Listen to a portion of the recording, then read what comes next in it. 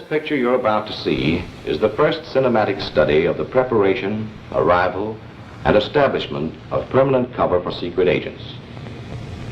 We are fortunate in having with us for this occasion Colonel Robinson, Chief of Schools and Training. Colonel, before we start the picture, perhaps you wouldn't mind saying a few words. All right, Lieutenant. I will make this short because I know that you are all just as anxious to see this movie as I am. I wish that it were possible for me to meet all of you men personally. But since it isn't, I'll take this opportunity to say hello and to tell you that I'm glad you're with us. Many of you are going to desks in this country or to assignments in neutral countries where you may not be faced with the problems portrayed in this film. But if this brings you just a little closer to those men who are going into the hottest spots, I hope that it will help you to do a better job. This picture does not presume to give you all of the answers, of course. I do think, however, that it will provide a foundation on which to do your own building. For after all, no war service provides a greater scope for individual initiative and imagination than this job for which you have volunteered. All right, Lieutenant, take it away. Thank you, Colonel. Okay, Al, let her go.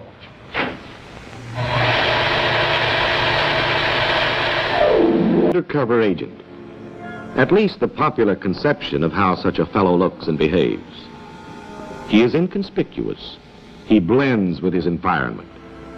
He is, in short, the ideal agent from the enemy's point of view. He's just the kind of agent the enemy is waiting for with open arms. And for that reason, just the kind of agent you aren't going to be.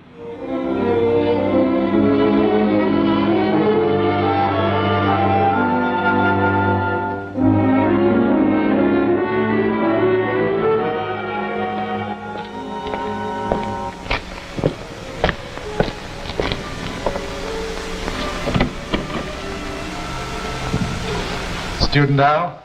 Right. Seems to have made a good impression at the schools. Nice work. Thank you, sir. Pull up a chair. Cigarette? Thanks. I think you were told something about your assignment before you went to E, weren't you, Al? Yes, to obtain intelligence on aviation production and the position of vital targets in the capital district of enemy area. Correct. You're to set up an intelligence organization which will gather information for an SO operation. Are you set on your cover? Not definitely. I've narrowed it down to two, either a government inspector or a chief mechanic. Government inspector. Better for a native agent than a planted one.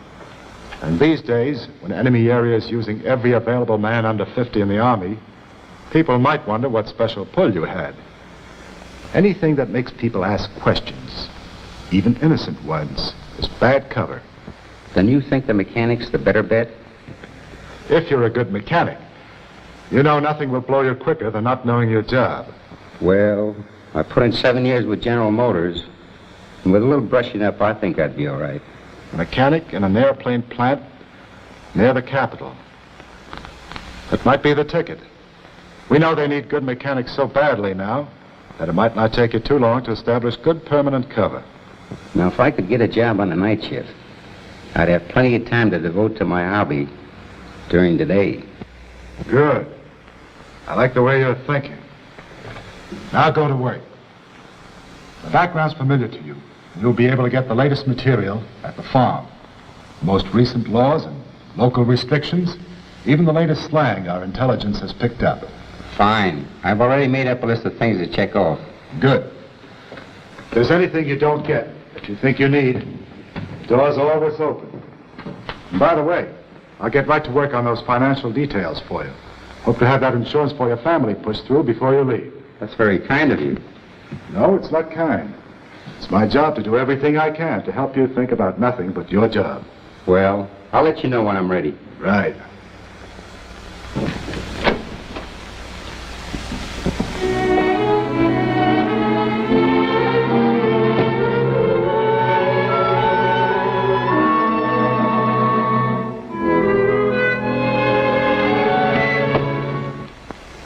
Good morning. Morning. I'm Student Charles. Lawyer, eh? Pretty good cover. Thank you. Sit down. I'm going over your evaluations from the schools. Oh, that stuff. I spent enough time on the other side to know my way around. That's what you told him, Eddie, after they took your pants off at the Thursday night round table. If you set me down in a real spot, it'd be another story. We're considering you for a real spot. We're trying to establish a man in one of enemy areas' chief seaports to observe the naval concentration there and to find out whether or not there's a submarine base in that vicinity. Now, you could do it if you went in with the right attitude. Look, if you think I've got the ability, don't worry about my attitude. Which port is it? El Porto. El Porto! My old stamping grounds. I could draw that coast with my eyes closed. Well, this job calls for you going in with your eyes open. Now, you know the locale all right. But that isn't enough to get by. Now, think it over and come back when you're ready to talk cover. I'm ready now. El Porto, let me see. I've got it. A fishing boat skipper. I've raced around there enough to know the channels by heart. Fishing has possibilities. And we have a lot of contacts with fishermen around there, you know, who could probably take care of you. Then it's all set. No, it's just something to consider now. And if it doesn't hurt your feelings, we'd like to bust you from skipper to an ordinary seaman. You know, every skipper is known to the shore patrol there, but if you were just a member of the crew, like the thousands of in every seaport, well, you might get by with it. Get by with it? I talk the language like a native. I know those waters better than most natives. How can I miss? Very easily. By going on like you've been going, by knowing all the answers before you even think of the questions. Now, we'll give you all the dope you require about this El Porto area, but just don't read it. Absorb it. Okay, if you want to waste time. But I tell you, I know El Porto like a book. Perhaps the enemy has added a couple of chapters since you've left. Aye, aye, sir.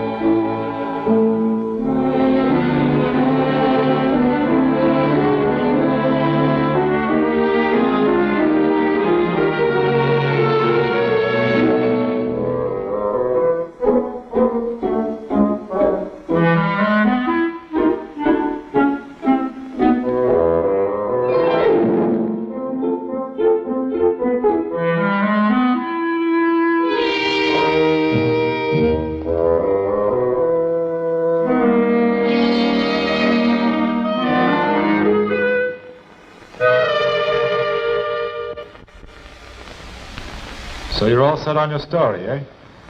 Well, I'd like to try it out on you. All right. Shoot. Let's see how closely it conforms to your own life. And don't forget, I'll be watching for errors as closely as an enemy police officer. Here it is. My name is Albert Horn. Both my parents were born in enemy area, and I lived in Detroit for 5 years when I was born there in 1903. I was in Detroit until 1913 when my mother died, and I was sent back to live with my aunt and uncle in the capital of enemy area. I graduated from the gymnasium in 1920 and went to work in my uncle's bicycle shop. In 1924, I went back to Detroit and worked as an apprentice in the Ford plant. In 1926, I transferred to General Motors, where I worked as a machinist until 1931. From 1931, I was on relief until 1936, when I went back to my old job at General Motors. Just before my home country went into the war, I felt it was my duty to return there and serve in any way I could. Arriving there on the U.S. tourist passport, I volunteered with the engineers. And then, after a year and 3 months in the Army, I'm discharged with a bad back. Ever had a bad back? No, but I thought I could fake it. Never say anything you can't prove. Why not make it sciatica? That's one ailment the best doctor in the world can't prove you haven't got. Okay, sciatica. I convalesced for a short time in the country at a friend's house. That will be the farmhouse you're taken to by the reception committee. And then when I'm directed to find employment in an aircraft factory because of my technical experience, I come to the capital and make arrangements for an interview with the superintendent of the Falcon plant. Sounds all right, Al. That story ought to stand up.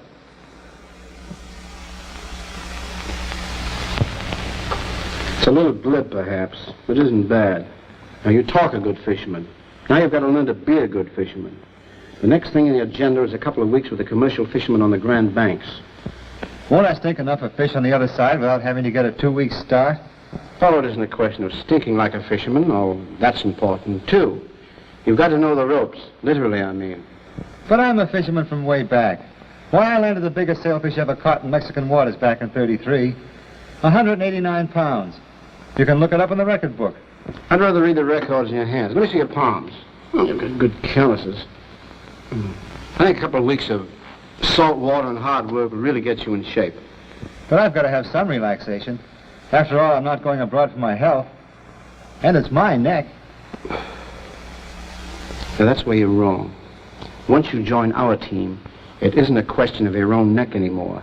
Those brains of yours are a vital connection point in our system of intelligence. When one fuse is blown, the lights go out all over the house. So, we're just as interested in safeguarding that neck of yours as you are.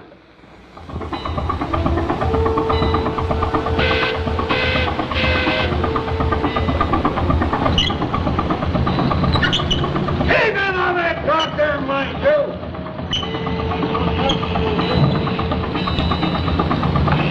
Come on, cover us.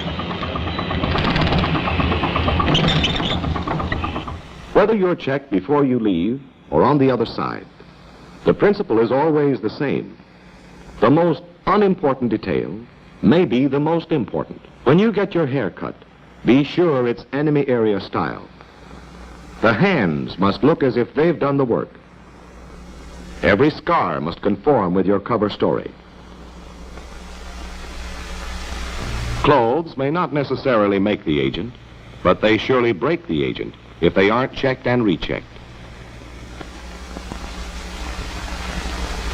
That's an enemy area cut, all right, but it's too expensive for a mechanic. Well, that's the type of coat you would wear, but there aren't any left. That's right. The Army got all the heavy coats in the last winter drive. How about that one? I think this raincoat would be better. Every piece of clothing is examined for the right labels, the right laundry marks, the proper amount of wear and tear. Every toilet article examined minutely. How about this razor?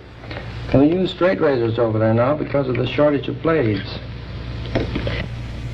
Even if your papers have been forged by experts from the most recent enemy area documents, proof them yourselves. Just a minute. This Army discharge reads Alfred Horn. Everything else is Albert Horn. Nice eye, Al. Just want to see if you're on the ball. You don't have to worry about the rest of those papers. Even the texture and watermarks have been duplicated. Just as important as your official papers, and more subtle to select, are your casual effects, the odds and ends you happen to have with you that may be more convincing to the enemy area police than your identification and travel permit. The stickers on your suitcase, a handful of cigarettes, a train stub, an old address book, a letter addressed to you as a private in the Army from a girl in the town you're going to, and a snapshot of her with you in an enemy area uniform. Details, each one a thread woven into the pattern of your cover story. How many cases of blown cover you studied were due to neglect of some insignificant detail of cover that didn't seem worth checking a second time? I've got sixpence, jolly, jolly sixpence. I've got sixpence to last me all my life. I've got a tuppence to spend, and tuppence to lend, and tuppence to take home. This is German to my Agent X. poor wife. He landed in Canada from a submarine 2 days ago. So far, he's doing all right for himself. His landlady believes he's a war worker from out west in British Columbia. This afternoon, his forged papers and his convincing lying got him a job in an aluminum plant. No wonder he feels like joining in the singing. Of the silvery moon, happy is the day when we line up for our pay as we go rolling, rolling home. Say, that's not bad. Come on over and join us, will you? Thanks. Don't mind if I do. I got fourpence, jolly, jolly fourpence. I got fourpence to last me all my life. I've got tuppence to spend and tuppence to lend, and no pence to send home to my wife, a poor wife. No cares have. That's very funny. That's all I have another beer. Thanks, but it's getting late. I'd better be going. Oh, don't be a killjoy. We're just beginning to wet our whistles. I'd like to have another drink with you boys, but I gotta be on the job at the crack of dawn. Good night, fellas. Oh, we'll see you again. So long. What's the damage? That'll be $1.80, sir. That's easy. Keep the change. Thanks. Come again. Right up. Hey, will you look at this? What do you got there, Peg? One of those old bills the government called in before the war. Gee, I haven't seen one of these big fellas in a long time. Now, where the devil do you suppose he got this? Yes, Agent X was doing all right for himself until he passed an obsolete bill, 1/3 larger than the present issue. Months of preparation were nullified by insufficient attention to what seemed like an insignificant detail. Carelessness, conspicuousness, blown cover. That's the fatal triple play that put German Agent X out of the game.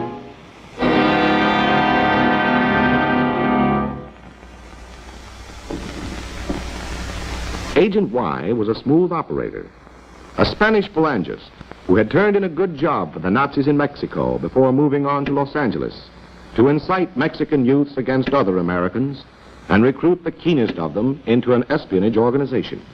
He has not been in Los Angeles long, but long enough to win friends and influence zoot suiters.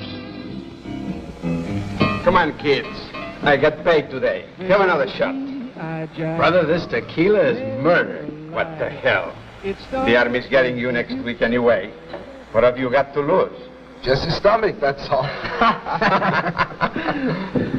Oye, muchacho. Ándale, another round. Another round? Are you kidding? You know what time it is? A las 12. The bar is closed. Here's $1 for yourself. Maybe that'll help keep the bar open for one more round.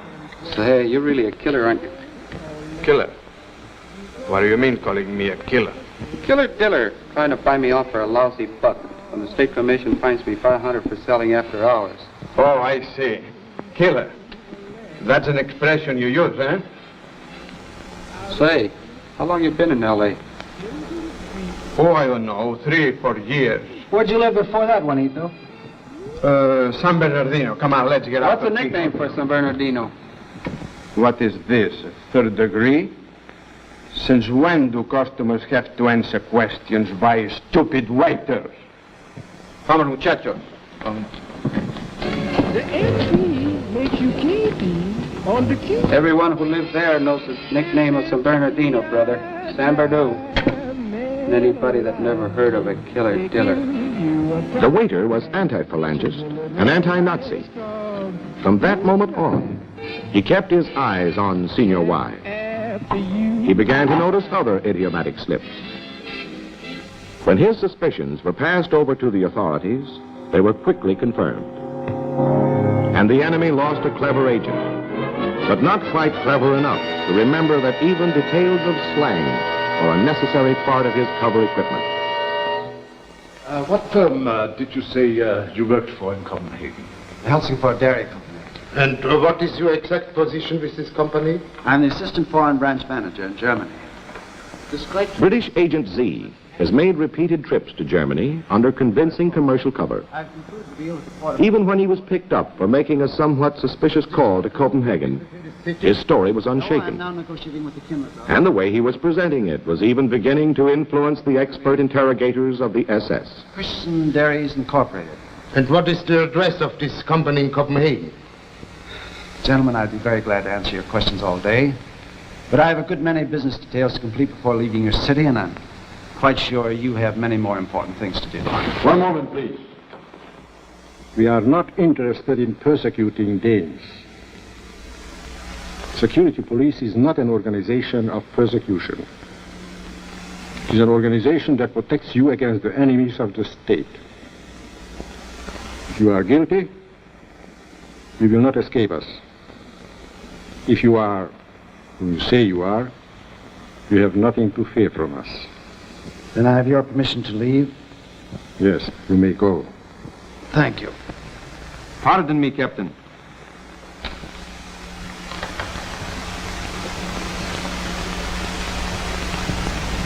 You see, hair grease. If my memory is correct, there has been no hair grease on the continent since the end of 1940. This is preposterous. Quiet. Have a sample of this hair grease, analyzed immediately. He will be kept in solitary confinement, pending the report from the laboratory. Come along.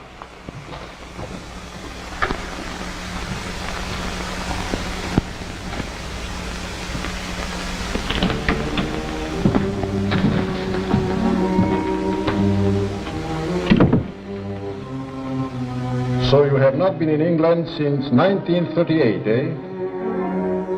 Then how do you account for the fact that this hair grease is a British product which has been applied with A first-rate cover story, and an excellent man, destroyed by a few drops of hairdressing, thoughtlessly rubbed into his hair during his last trip to England a few days before.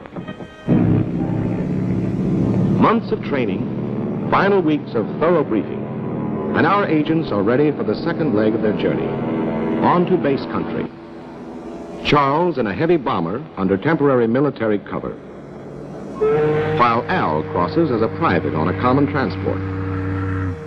In a fashionable apartment in a base country capital, Al locates his desk. You seem pretty well prepared on the whole. We'll have a final briefing as soon as you lose your sea legs. Thank you. We picked up some of the latest changes in enemy area regulations that may alter your documentation a little. I wish they'd quit making new regulations every day. I'd sleep better. Well, from their point of view, they think they're being very clever. They keep changing the rules every 5 minutes. A newcomer can't stay hidden very long, theoretically. But we found that by keeping our eyes open and using our heads, we can beat that game. For instance, don't go into a strange bar and order the first thing that pops into your head. Your favorite poison may be on the verboten list that day. Look around and see what the others are drinking. Then if you're stuck, appear undecided so long that the waiter will suggest something for you. Mm-hmm. Just remember, this is no suicide mission. It's a 24-hour-a-day job with the odds all in your favor. And to make sure of that, I always tell my men to take out life insurance. I think that's been taken care of back in the... No, I mean your own personal life insurance. By leaving open some avenue of escape in case things get too hot for you. Study your means of exfiltration just as carefully as infiltration. I've known men who were expert drivers in first, second, and high, but who never knew how to go into reverse. Don't worry. I'm not the hero type. Good. But just how do you go about leaving this avenue of escape? Well, in the first place, have a cover story ready for that emergency exit. As soon as possible, hide a cache of money somewhere. And when you start building your organization, keep contacts whose only function is to help your getaway. In other words, when I buy this ticket to enemy area, you want me to make sure it's a round-trip ticket. In another base country, Charles is concentrating on last-minute details of his infiltration into enemy area.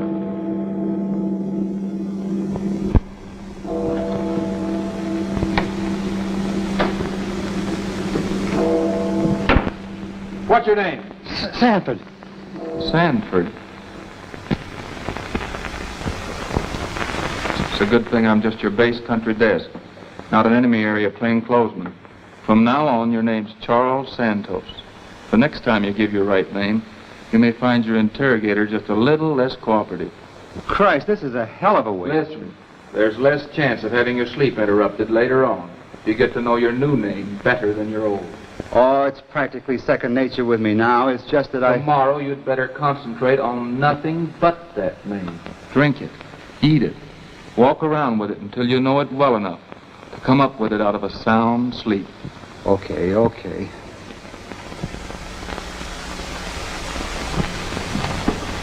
Good night, Charles Santos. Now, there are 3 or 4 different ways we can send agents into enemy area. They can go overland, either overtly, under good legal cover, or covertly, sneaking across the border with the help of the underground.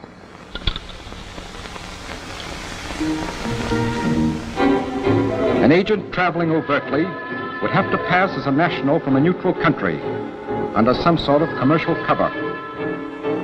When you're crossing a border this way, you should not only act as if you have nothing to hide, you should actually have nothing to hide. Don't bring compromising materials or messages through these controls. They can be sent to you more safely by other methods once you are established in enemy area. If you're crossing the border covertly, as thousands are doing in Europe these days, don't carry a map with you. It's unhealthy, unless you carry it in your own head. Memorize the principal landmarks and the basic topography of the area you're entering until you can make your own model of the country on the sand table. If a guide is necessary, be sure you check his reliability. Members of the underground are your best bet. Professionals who charge you exorbitant prices are loyal to only one cause, money. The enemy may be just as bright as yours. Borders breed double agents who charge you $1,000 to lead you over the border, and being eminently fair, charge the enemy an equal amount to lead them to you.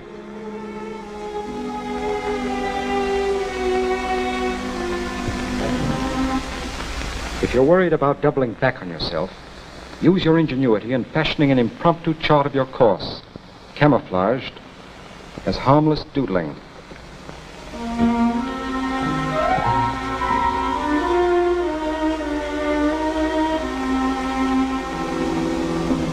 After you've crossed the frontier, don't get overconfident about those border controls. You're in a 24-hour-a-day battle of wits, and the enemy has secret weapons of his own. Keep moving across country by a circuitous route. For the border isn't a black thread across the map. It's a strip at least 15 miles wide, infested with collaborationists, counter-espionage agents, and special police. Human landmines hidden among the native population to blast your cover. And finally, when you reach a town far enough inland, don't enter it from the border side. Circle around it and enter it from the other side, as if you were coming from the interior. But as I understood it, I was going in by plane. Yes. In your case, it will be safer and faster to drop you by parachute. But we, like our men do, have a good working knowledge of other methods of penetration. How about these plane landings I've heard of? Naturally, when we have a field that we can land on safely without being discovered, it's more efficient. We can pick up an outgoing agent at the same time, for instance. But the only place we can land on safely now is guerrilla territory. How low is this plane going to be when I jump? Maybe it would be a good idea for you to sit down with a pilot who's going to fly you in. He'll give you the dope on just how it's going to be. And another thing, we never set a date until we're damn sure we found the right dropping point. Like this one we picked out for you, for instance. It's just about perfect. It's a level grassy space large enough to allow for adverse wind conditions. And it's far enough removed from trees and telegraph wires so that daylight won't find you hanging out there like an ornament on a Christmas tree.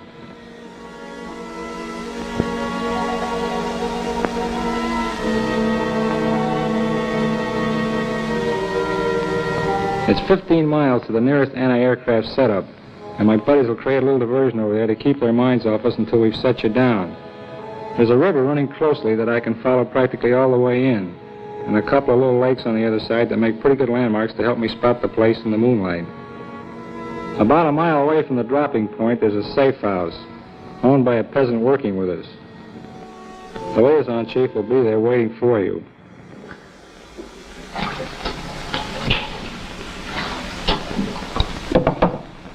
Everything's on schedule.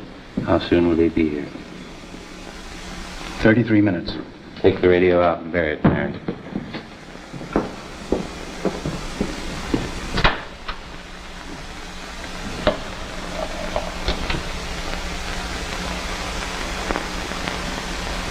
The container being dropped with Al is bulky evidence of Al's arrival, unless it can be buried deep enough and fast enough.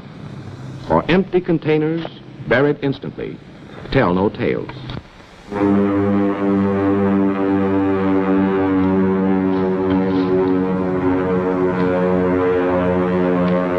on time. Let's go.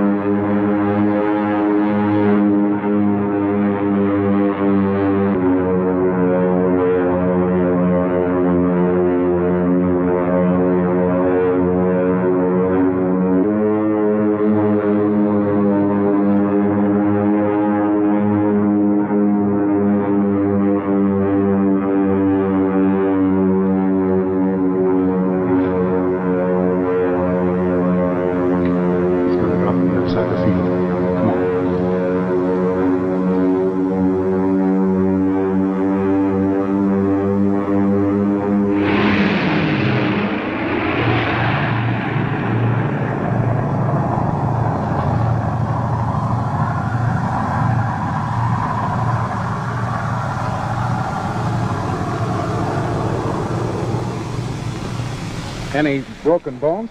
No, I think I made it all in one piece. Our friend's farm is up the hill there, just about a mile. I'll show you the way. What about my gears?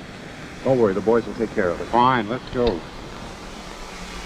While Al enjoys a much-needed rest, Charles employs another method of infiltration in reaching enemy area coast. A neutral fishing schooner and itinerant fisherman, both familiar sights to this waterfront town, provide the most natural sort of cover for Charles' arrival. Can you pick him out? No? I'm afraid the enemy area shore patrol could. What's that stroke of yours, Charles? Look around at the other. Short, jerky strokes.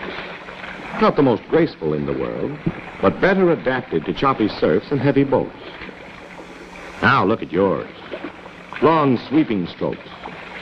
Where do you think you are, Charlie? Back in the dear old Harvard shell? Yes, just a detail. But the kind of detail the enemy shore patrol is watching for.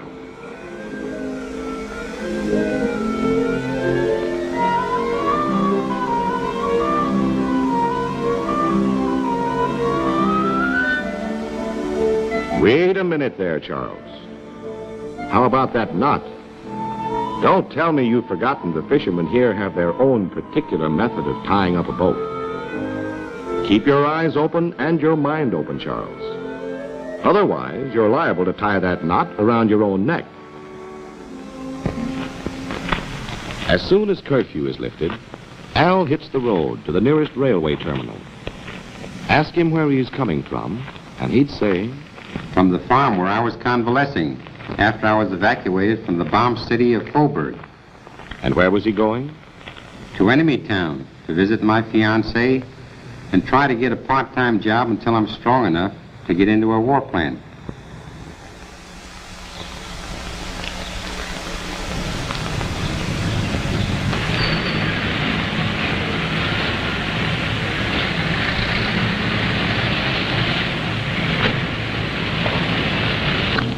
Oh boy, maybe I can get a hitch to the station. Wait a minute, Al. What did they tell you about cars in enemy area? 9 out of 10, they're state officials. Just the boys who might ask embarrassing questions. Better hoof it, brother. It's better to find a hole in your shoe than a hole in your cover.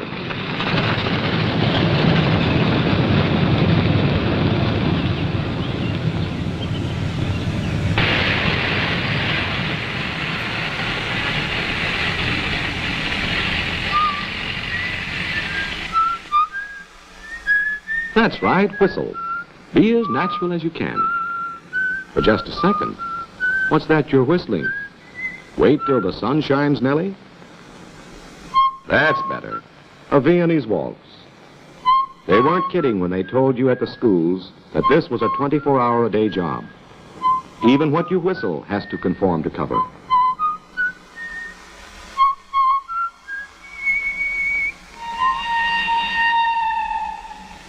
So far, so good, Al. You're not taking the bus because the police are watching the buses pretty carefully these days. Instead, as soon as enemy area restrictions allow daylight travel, you've located the first rural station in the opposite direction from the dropping point.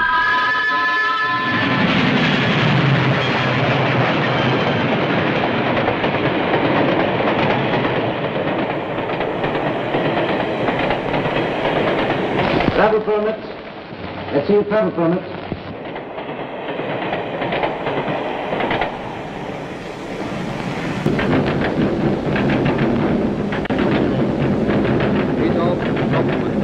That's it, Al. Sit back and take this half control in stride. You've left all compromising material behind to be sent to you later at a previously arranged address. And you know your temporary cover story for this trip holds water because you tested it for leaks at the farmhouse last night.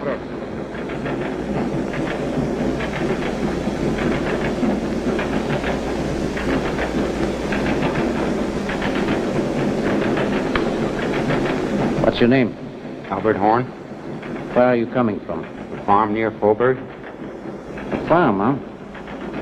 You don't look like a farmer. I'm not. I was evacuated after being bombed out of a hospital in Faubourg. Oh. Where are you headed? Enemy town? Sorry to ask you so many questions, but an unidentified plane flew over the neighborhood last night and we can't take any chances. Why are you going to enemy town? I can show you.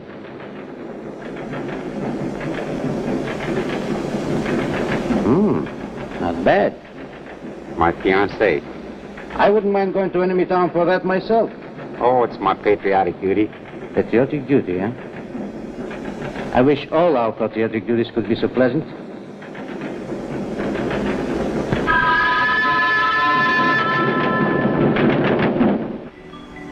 In enemy town, halfway between the dropping point and the capital, Al heads for the address he was given by the liaison chief.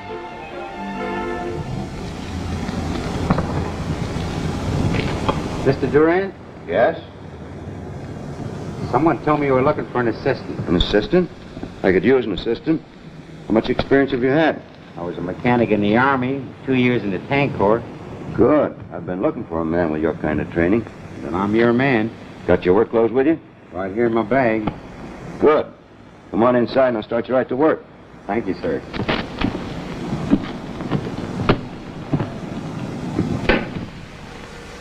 Over the noise of the machines, Durand gives Al the necessary instructions for the last leg of his journey to the capital.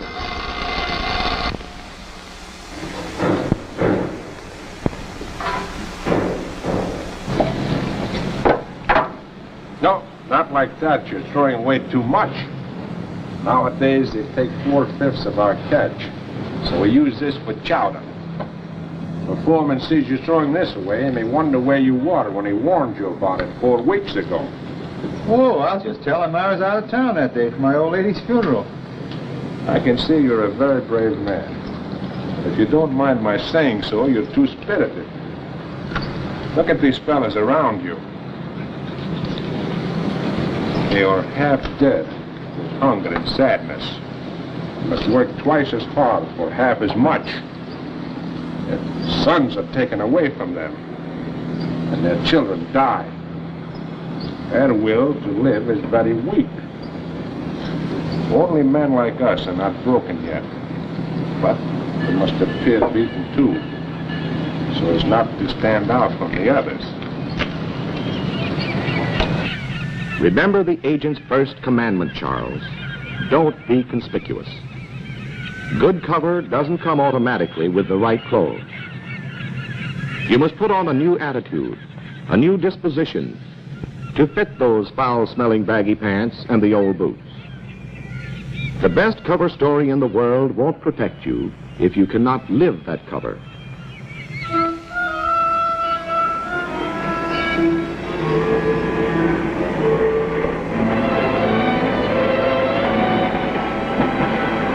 Now that Al has stayed with his friend in enemy town long enough to build up his recent past, he's ready to establish himself in the capital of the enemy area.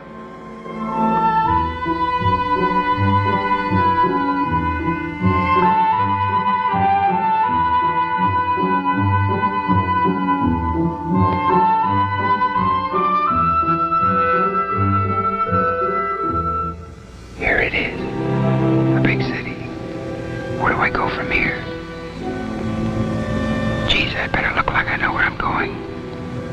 Provisional quarters. What did they tell me about this back at the schools? Provisional quarters.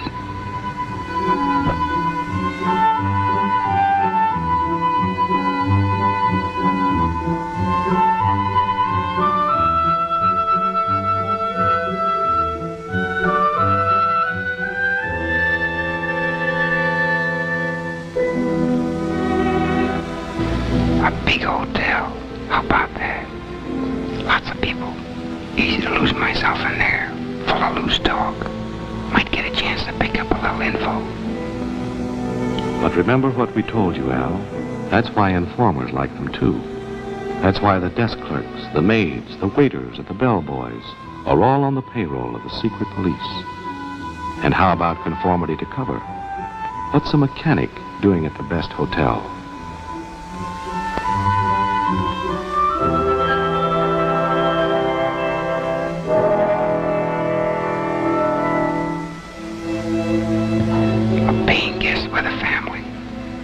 Possibility.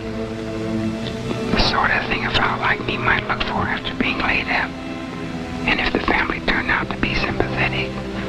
Boarding with a family is a good idea, if you know the family. If they're overly suspicious, it's too easy for them to keep tabs on you. And if they're overly friendly, they might restrict your movements too much. No, better keep on going, Al. But keep it in mind when you're ready for permanent quarters. A lodging house. That's the sort of place a mechanic might go. And there's too many of them in town for the cops to check them all. I want you to recognize the fact I'm running a respectable house I am. The nerve of him bringing that hussy right upstairs. Forget that talkative landlady, Al. She'll be watching you like a hawk. No matter how discreet you are, she'll find something to talk about. I run a respectable household, that's what I do. Well, of course. Anything like that going on. The very idea. I gave him a piece of my mind, I did.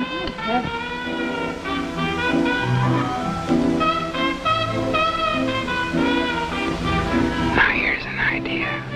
A streetwalker's apartment. The most natural thing in the world. No register. No questions asked. Why, it's just what I need to get me over the hurdle of my first night in a strange city. Sorry to spoil your fun, Al. But remember, every prostitute's an informer, or a potential informer. And that's a good reason for staying out of brothels, too. Plus the fact that L'amour is constantly being interrupted by snap controls. How about this? Might be something to tide me over. A migratory clientele.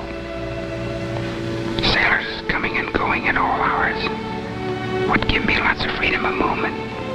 But the merchant marine's a breeding ground of political resistance, attracting agent provocateurs and snap controls. And again, conformity to cover. Would a respectable craftsman pick a dive like this?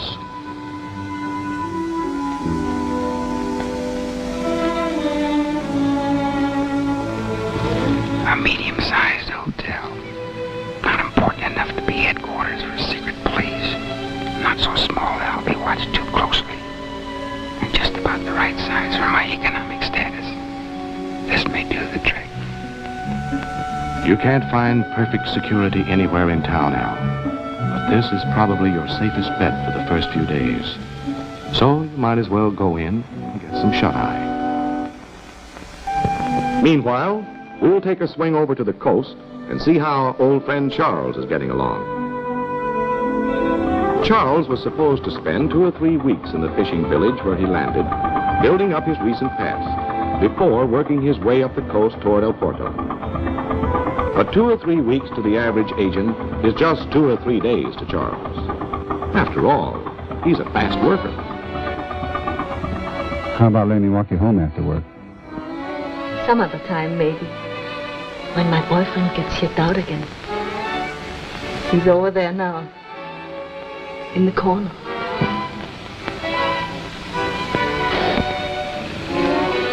He gets sort of jealous sometimes. Submarine, eh? Well, what does he look like? This is kind of a hangout for them, isn't it? You better drink your beer. All right, all right. Any idea how soon you'll be shipping out again? Say, for a fisherman, you ask an awful lot of questions. Tell the truth now. You wouldn't like me to sit around here like a clam. No, I guess not. I get kind of tired looking at these fishermen hanging around here like a lot of sour apples. But you're sort of different. Oh, I better get back to my sailor now. He's got his eye on me.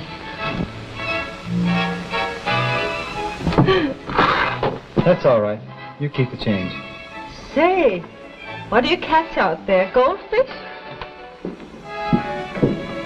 Here you are, Rudy. Another beer. No, it's all right. It's paid for. Out of that tip that fisherman left me. Tip, eh? What's a fisherman doing throwing his money around? Probably another one of those black market bugs. Oh, I don't know. He seemed honest enough. He really is an interesting fellow. Interesting? You must have drunk too much of your own beer. Why, all these stupid fishermen are the same. Not this one. He seems a lot smarter than the others. Well, we better not get smart with you.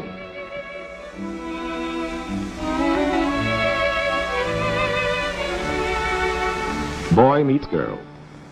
If this were a Hollywood movie, that would be the beginning. But here in enemy area, it's much more likely to be the end.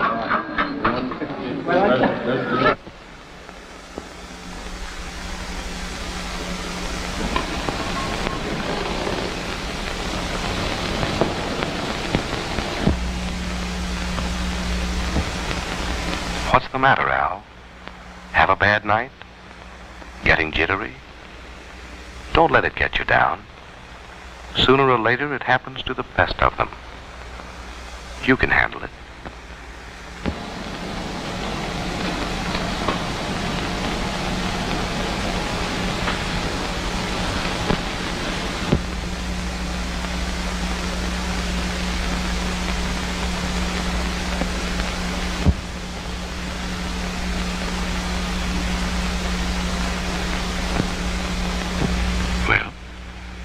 Why don't you start doing something about it?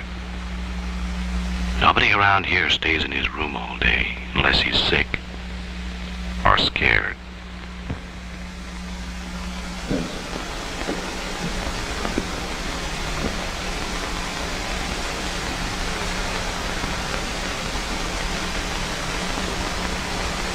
Looks okay.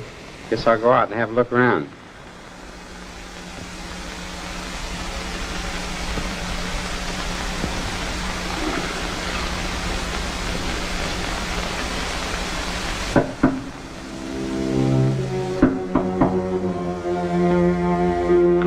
Answer it.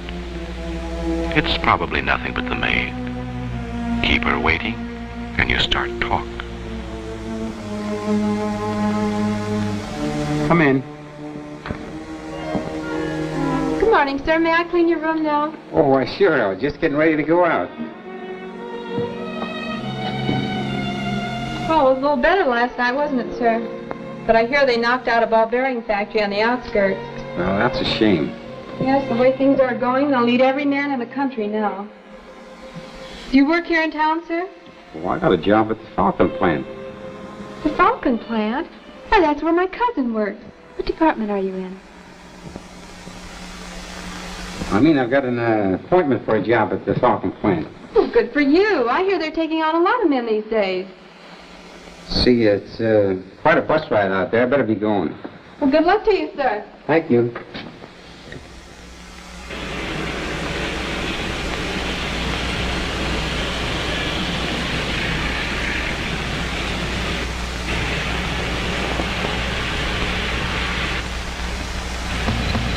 Wonder if they see anything strange about me.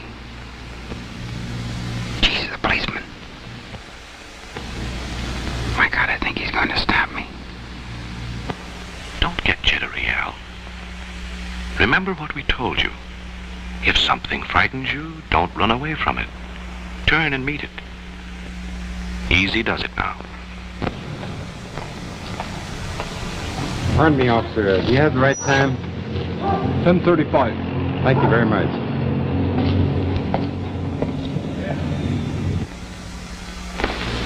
Now, what's so hard about that? My first morning in town and a copy's out of my hand. Why, I'll be operating before I know it.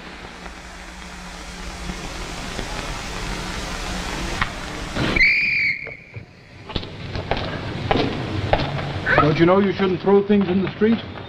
I'm sorry, sir. I guess I forgot. Forgot? With signs all over town warning you against it? Let me see your identification card.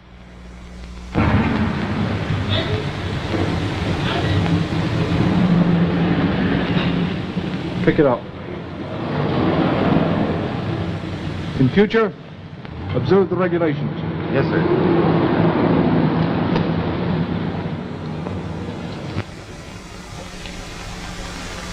Operating before you know it. Blown before you know it, you mean? That's right, Al. An overconfident agent doesn't have to look for trouble. He'll find it just as surely as Student Charles.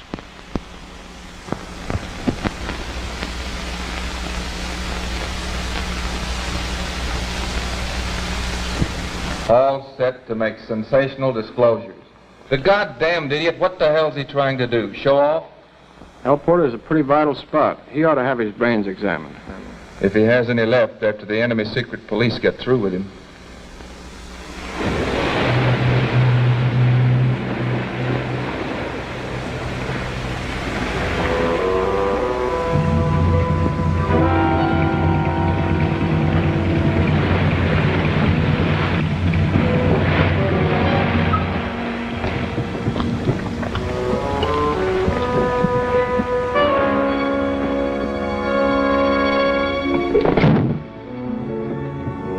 Who's there? Give the password. Who's there?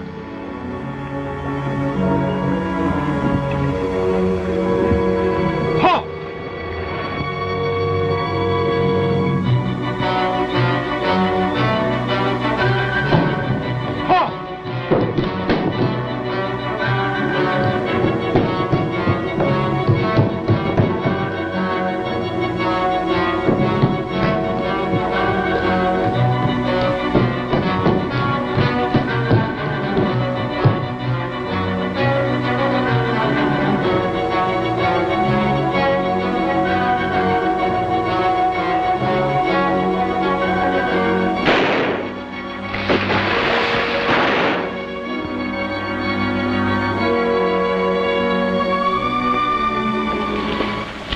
Let's see.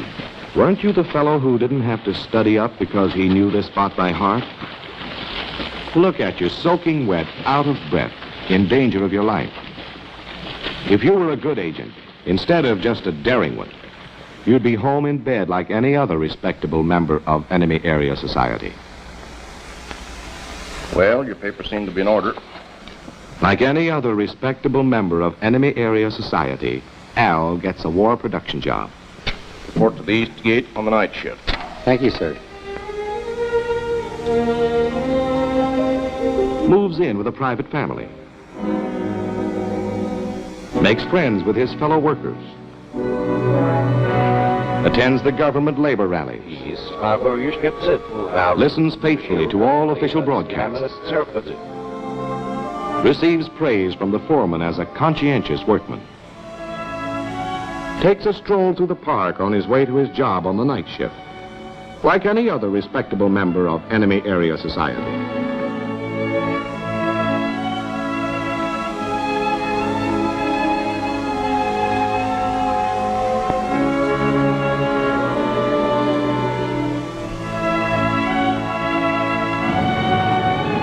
Mind if I look at your paper? Help yourself. Thanks.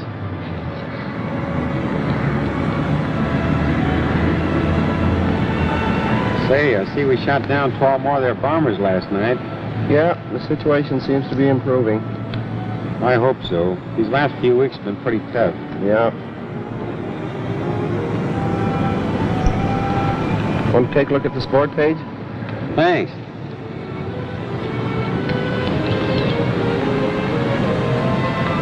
Say, the champion's going to try to make a comeback after all. I thought he was all finished after they shot him down on the Eastern Front. Just a couple of enemy area citizens having a harmless conversation on a park bench. At least that's the way it looks to passersby. But this casual conversation covers the first meeting between our agent and the cutout, who will carry his first message to the WT man to be radioed from enemy area.